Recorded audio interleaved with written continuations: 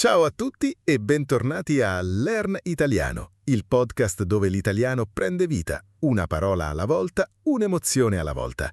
Io sono Matteo, il vostro host, e oggi abbiamo una puntata che mi ha emozionato già solo pensarci, perché la parola di oggi è una delle più belle, più profonde, più umane della lingua italiana.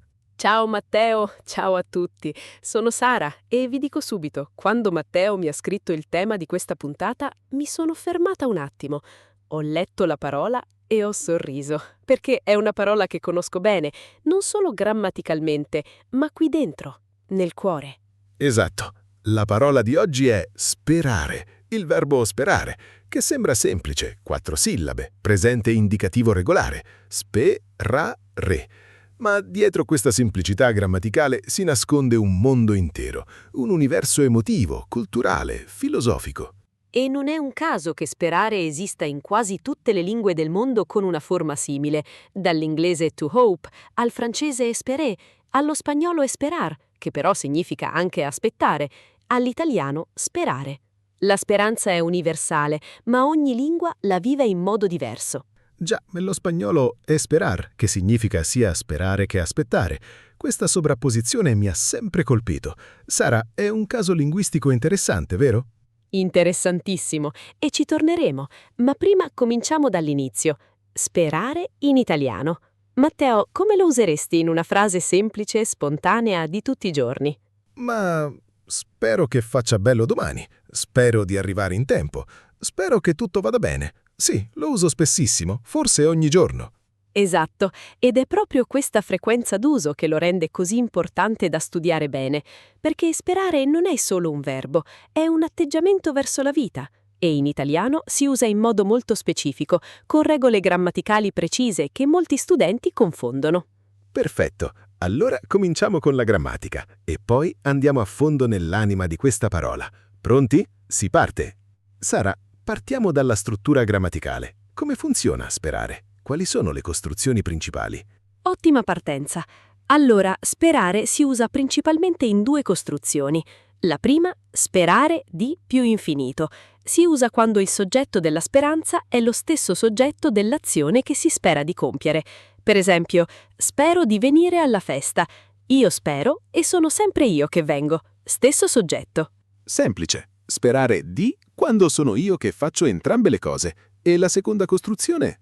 La seconda è più complessa e più interessante. Sperare che più congiuntivo. Si usa quando i soggetti sono diversi. Io spero una cosa, ma è qualcun altro a compierla. Per esempio, spero che tu venga alla festa. Io spero, ma sei tu che devi venire. Soggetti diversi, e allora entra in gioco il congiuntivo. Ah, ecco perché il congiuntivo torna sempre con sperare. Questo è il punto dove molti studenti si perdono. Esattamente. Il congiuntivo, che molti studenti chiamano quel tempo verbale impossibile, è obbligatorio con sperare che.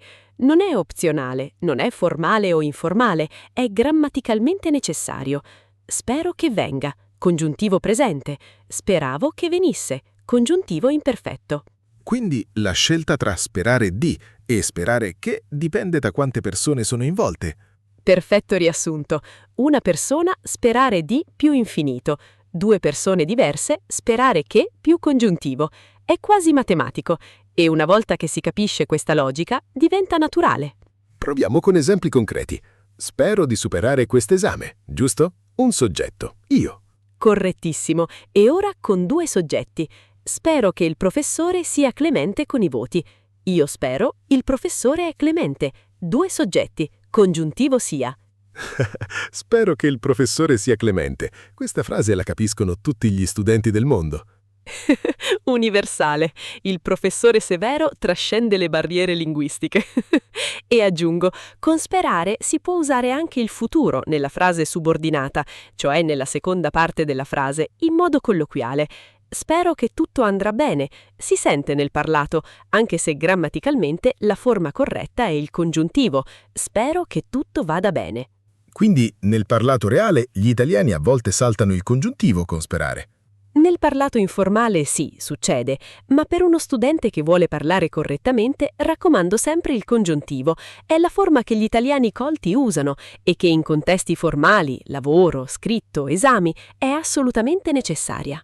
Facciamo un piccolo ripasso del congiuntivo presente con i verbi più comuni, quelli che si usano di più con sperare. Sara, guidaci. Volentieri. Allora, i più usati: essere, congiuntivo, sia, siamo, siate, siano. Avere, abbia, abbia, abbiamo, abbiate, abbiano. Andare, vada, vada, andiamo, andiate, vadano. Fare, faccia, facciamo, facciate, facciano. Venire, venga, veniamo, veniate, vengano. E ora con sperare in frasi reali. Spero che tutto sia a posto. Spero che tu abbia capito. Spero che vada bene. Spero che faccia bel tempo. Spero che vengano tutti. Perfetto, hai usato tutti e 5 in modo corretto. Vedi, non è così difficile quando le inserisci in frasi concrete, reali, con un significato vero. Non sono solo esercizi del libro, sono cose che direte davvero nella vita. Esatto. E noto che tutte queste frasi esprimono una speranza orientata verso qualcuno o qualcosa di esterno a me, una situazione, una persona, il meteo. Bellissima osservazione. Sperare ha sempre un oggetto, c'è sempre qualcosa o qualcuno verso cui è diretta la speranza. Non si spera nel vuoto. E questo ci porta già al livello emotivo e filosofico del verbo. Sperare significa orientarsi verso qualcosa di futuro, di incerto, e scegliere di credere che andrà bene. Scegliere di credere che andrà bene. Questa è una definizione bellissima di sperare. Non è sicurezza, non è certezza, è una scelta. Esattamente. E questa è la differenza tra sperare e aspettarsi. So che verrà, certezza, spero che venga, incertezza più fiducia. La speranza vive nell'incerto. Non ha senso sperare per qualcosa che è già certo. Wow! La speranza vive nell'incerto. Questa frase mi ha fermato. È vera al 100% e non ci avevo mai pensato in questi termini. Ecco perché insegnare l'italiano mi piace così tanto, perché le parole aprono finestre sul mondo. Non insegno solo grammatica, insegno a vedere le cose in modo nuovo. Parliamo adesso di una distinzione importante che confonde molti studenti. La differenza tra sperare e aspettarsi. Sono sinonimi? No, assolutamente no. E la differenza è bellissima. Sperare esprime un desiderio positivo verso qualcosa di incerto. C'è emozione, c'è vulnerabilità, c'è apertura verso il futuro. Aspettarsi, invece, esprime un'aspettativa, cioè qualcosa che si ritiene probabile o dovuto, in base a un ragionamento logico. Quindi spero che venga e mi aspetto che venga sono diversi. Molto diversi. Spero che venga, non sono sicuro, voglio che accada, tengo le dita incrociate. Mi aspetto che venga, ho ragione di credere che verrà. È logico che venga. Forse me lo ha promesso. C'è meno emozione e più razionalità in aspettarsi. Quindi sperare è più emotivo e aspettarsi è più razionale? Sì, e in italiano la scelta tra i due dice molto sulla personalità di chi parla. Una persona che usa molto sperare è emotiva, orientata ai sentimenti. Una che usa molto aspettarsi è più analitica, razionale. Ovviamente tutti e due i tipi esistono in natura. E io, secondo te, Sara, sono uno sperante o un aspettante? Matteo, in 12 anni di insegnamento ho imparato a leggere le persone. Tu sei assolutamente uno sperante, sei ottimista, emotivo, aperto. Si vede dal modo in cui conduci questo podcast. Grazie, prendo questo come un complimento enorme. E tu, Sara? Pensando, io sono un ibrido, uso molto sperare nella vita personale, ma aspettarmi nel lavoro. Con i miei studenti mi aspetto sempre il meglio, ma lo spero ancora di più. Bella risposta diplomatica. E c'è una terza parola vicina, desiderare. Come si distingue da sperare? Ottima domanda. Desiderare esprime un desiderio, un'aspirazione, ma senza necessariamente la componente di incertezza. Si può desiderare qualcosa che si sa già impossibile. Desidero un appartamento a Venezia. Forse impossibile, ma lo desidero. Sperare, invece, implica sempre che la cosa sia possibile, che ci sia una chance concreta. Non si spera per le cose impossibili, si sogna o si desidera. Affascinante. Quindi la speranza ha bisogno della possibilità. Senza possibilità non c'è speranza, solo desiderio o sogno. Esatto, è quasi una definizione filosofica. La speranza abita nello spazio tra il possibile e il certo, né impossibile né garantito. Possibile. E quella possibilità è tutto. Sara, parliamo adesso di speranza nella vita reale, non grammaticale. C'è qualcosa che stai sperando in questo periodo della tua vita? Qualcosa che puoi condividere? Sì. Spero che i miei studenti, quelli che stanno ascoltando questo podcast, quelli che ho incontrato in anni di lezione, abbiano capito che imparare l'italiano non è solo imparare una lingua. Spero che abbiano capito che ogni parola è una porta. Spero che continuino ad aprire porte. Sara, questa è una delle cose più belle che abbia mai sentito in questo podcast. Davvero. E tu, Matteo, cosa speri? Spero che questo podcast raggiunga qualcuno che ne ha bisogno. Qualcuno che è solo in una nuova città, che vuole connettersi con la cultura italiana, che studia italiano nel cuore della notte dopo il lavoro perché lo ama davvero. Spero che sentano che non sono soli. Matteo, adesso mi fai quasi piangere. Rido e mi commuovo. Ma è vero, questa è la speranza più bella, che le parole arrivino dove devono arrivare. Rido piano. Ok, torniamo un attimo alla grammatica prima che piangiamo entrambi. Rido. Sì, torniamo ai congiuntivi. Ma prima, una storia bella che ho vissuto con Sperare. Qualche anno fa avevo uno studente anziano, si chiamava Roberto, 72 anni, pensionato. Aveva iniziato a studiare italiano da zero, perché sua figlia aveva sposato un italiano e lui voleva parlare con il nipotino in italiano. Che storia meravigliosa. E ce la fece? Ogni lezione mi diceva: «Professoressa, spero di riuscire a dire qualcosa al mio nipotino prima di Natale». E io gli rispondevo: «Roberto, spero che ce la faccia e sono sicura che ci riuscirà». A dicembre mi ha mandato un video. Il nipotino di 3 anni gli diceva nonno in italiano e lui rispondeva con una frase intera, imperfetta ma intera. Stava piangendo. Ecco cos'è la speranza. Non è astratta, non è filosofica. È Roberto che impara l'italiano a 72 anni per dire nonno a un bambino. Esattamente. E osava sperare ogni lezione. Spero di... Era il suo verbo preferito. Era il motore di tutto il suo apprendimento. Questa storia mi fa capire qualcosa di importante. La speranza ha sempre un perché dietro. Non si spera per niente, si spera per qualcosa che conta davvero. Bellissima riflessione. La speranza è motivata. Ed è forse per questo che in italiano usiamo sperare con tanta naturalezza, perché siamo una cultura che crede ancora nelle cose che contano. La famiglia, l'amore, il futuro dei figli. Sperare è nel nostro DNA culturale. Parliamo di cultura. Sara, sperare nella cultura italiana. C'è qualcosa di iconico o di famoso che possiamo collegare a questo verbo? Oh, tantissimo. Cominciamo dalla letteratura.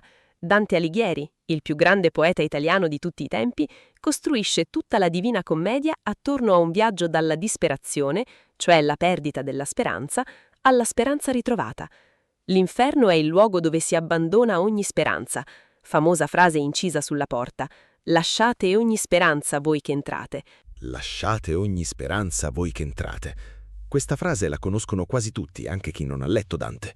Esatto, ed è incredibile. Dante usa la speranza come misura dell'umanità. Chi è all'inferno non può sperare. Chi è in purgatorio spera di arrivare in paradiso. Chi è in paradiso ha realizzato la speranza più alta. È una struttura teologica e poetica costruita sul verbo sperare. Affascinante. E nella musica italiana? Qualcosa di più moderno? Oh, tantissimo! Lucio Battista, Fabrizio De André, Francesco Guiccini. Tutta la grande canzone d'autore italiana è piena di speranza e di attesa. E poi ci sono le canzoni popolari. Pensate ad Azzurra di Celentano, pensate alle canzoni napoletane tradizionali. Tutta musica che canta il desiderio di qualcosa di meglio, la speranza che domani sia più bello di oggi.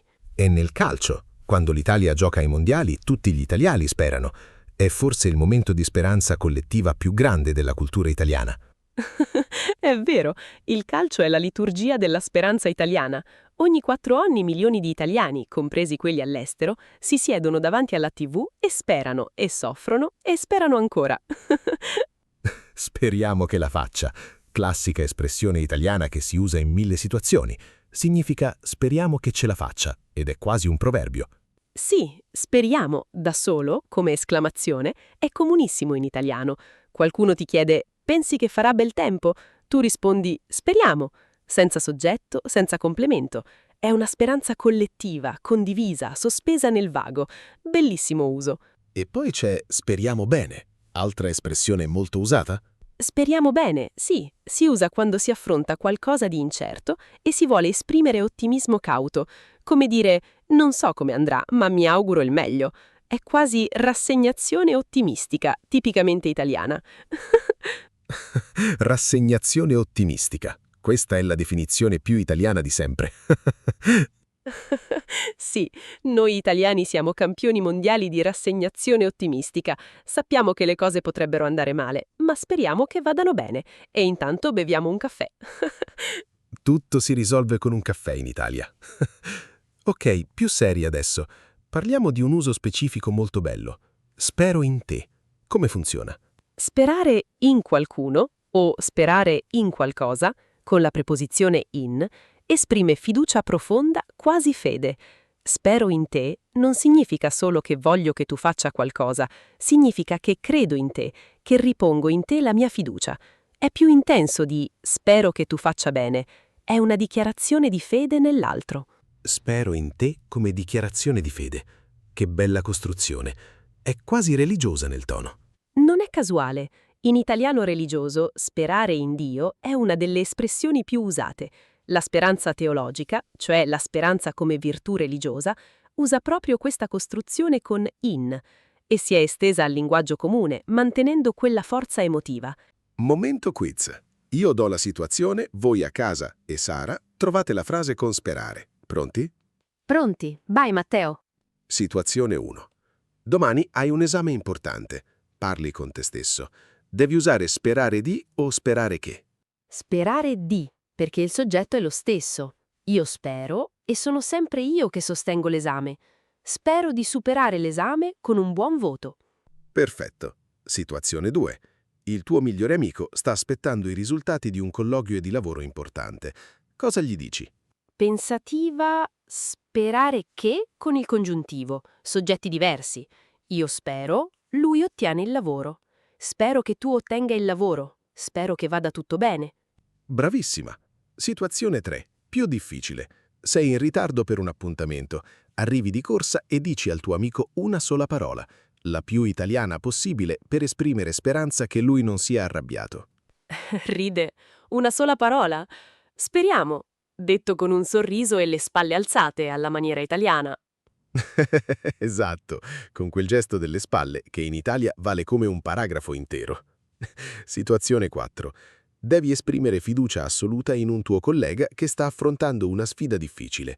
Come usi sperare in modo più intenso, più personale? Spero in te. Con la preposizione in, senza altro. 2 parole che dicono tutto. Ti credo, mi fido di te, sei capace. È la forma più potente. Spero in te. 2 parole, potentissime. Ok, ultima situazione. Hai appena finito un progetto importante e non sai se è riuscito bene. Come esprimi speranza mista a rassegnazione ottimistica? Ride. Speriamo bene. Detto con un sospiro e magari una piccola croce fatta con le dita. Massima italianità in 2 parole. Con la croce delle dita, perfetto. Quiz superato con lode, Sara. Ride. Speravo di fare bene. Vedi, ho usato sperare di correttamente anche nella risposta. Curioso. Sara, consigli pratici per chi vuole usare sperare in modo naturale nelle conversazioni reali con italiani? Primo consiglio. Imparate le espressioni fisse a memoria. Speriamo da solo, speriamo bene, spero di sì per rispondere affermativamente a una speranza altrui, spero di no per rispondere negativamente. Queste 4 espressioni coprono la maggior parte delle situazioni conversazionali. Spero di sì e spero di no. Come si usano? Qualcuno ti chiede: pensi che pioverà domani? Tu rispondi: spero di no, spero che non piova. Oppure: credi che la riunione finisca presto? Spero di sì, spero che finisca presto. Sono risposte brevi, naturali, comunissime. Gli italiani le usano decine di volte al giorno. D'accordo. Secondo consiglio? Secondo, praticate il congiuntivo con sperare che attraverso frasi personali. Non frasi del libro, frasi vostre. Cosa sperate davvero? Scrivetelo. Spero che la mia famiglia stia bene. Spero che il mio italiano migliori. Spero che questo podcast mi aiuti. Frasi cariche di emozione vera si memorizzano meglio. La tecnica dell'emozione reale. Ne avevamo parlato anche nella puntata sugli errori. Il cervello ricorda ciò che sente davvero. Esatto. Terzo consiglio. Ascoltate canzoni italiane che usano sperare e parole simili. La musica è il modo più efficace per interiorizzare una lingua. I cantautori italiani degli anni 70, De André, Battisti, Guccini, sono pieni di speranza, cantata in modo bellissimo. E quarto consiglio? Quarto, e questo è il più importante, usatelo. Non aspettate di essere sicuri al 100%. La prossima volta che parlate con un italiano, usate sperare. Sbaglierete forse il congiuntivo, e va benissimo, ma userete un verbo che gli italiani amano, che suona bello, che vi fa sembrare più autentici, e l'italiano vi sorriderà. E quel sorriso vale più di qualsiasi regola grammaticale perfetta. Assolutamente. La lingua è connessione umana, prima ancora che grammatica. Prima di chiudere, voglio fare una domanda un po' più grande, quasi filosofica. Secondo te, un mondo senza speranza, senza il verbo sperare, come sarebbe? Sarebbe un mondo in stasi, cioè fermo, immobile. La speranza è il motore del cambiamento. Chi spera agisce, chi non spera si ferma. Ogni grande impresa umana, la medicina, l'arte, la scienza, l'esplorazione, nasce da qualcuno che ha sperato che le cose potessero essere diverse, migliori. Senza speranza niente sarebbe stato inventato, costruito, immaginato. La speranza è il motore del cambiamento. E in italiano avere un verbo così ricco, così usato, così emotivo per esprimere questo concetto, dice qualcosa di importante sulla nostra cultura? Credo di sì. Gli italiani hanno attraversato secoli di invasioni, guerre, crisi economiche, terremoti, letteralmente e metaforicamente. Eppure sono rimasti un popolo vivo, creativo, appassionato. E io credo che la speranza, sperare, speriamo, spero, sia parte di quella resistenza. Non la rassegnazione passiva, ma la speranza attiva. Speriamo e agiamo. Speranza attiva. Non aspettare che le cose migliorino, ma sperare e allo stesso tempo fare qualcosa perché migliorino. Esattamente. E questa è la lezione più profonda che sperare ci insegna, non solo come verbo italiano, ma come parola umana. La speranza non è passività, è scelta, è coraggio, è alzarsi ogni mattina e dire «Spero che oggi sia un giorno bello e farò del mio meglio perché lo sia». Ragazzi, ho iniziato questa puntata pensando che parlavamo di grammatica. E invece eccoci qui, a parlare di vita. Succede sempre con le parole più belle. Entri dalla porta della grammatica e esci dalla finestra della filosofia. È per questo che amo l'italiano. Siamo quasi alla fine. Sara, il riassunto grammaticale veloce per chi studia e poi il messaggio finale. Riassunto grammaticale. Sperare di più infinito, stesso soggetto. Spero di farcela. Sperare che più congiuntivo, soggetti diversi. Spero che tu stia bene. Sperare in più persona, fiducia profonda. Spero in te. Speriamo e speriamo bene, espressioni autonome per speranza condivisa o ottimismo cauto.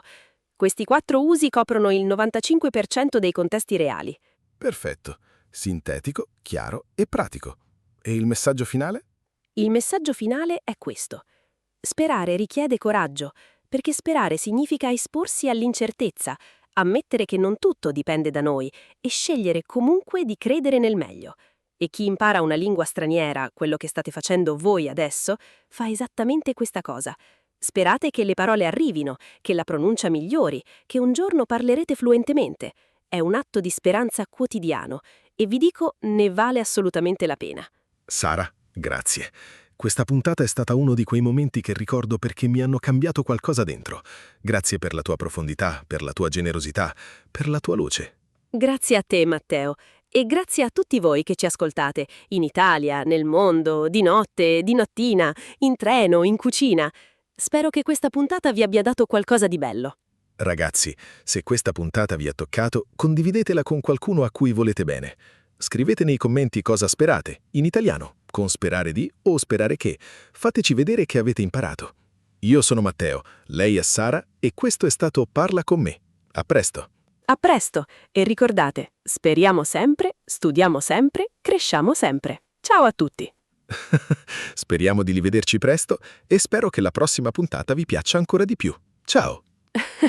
Ha usato entrambe le costruzioni nel saluto finale. Bravo Matteo! Ciao!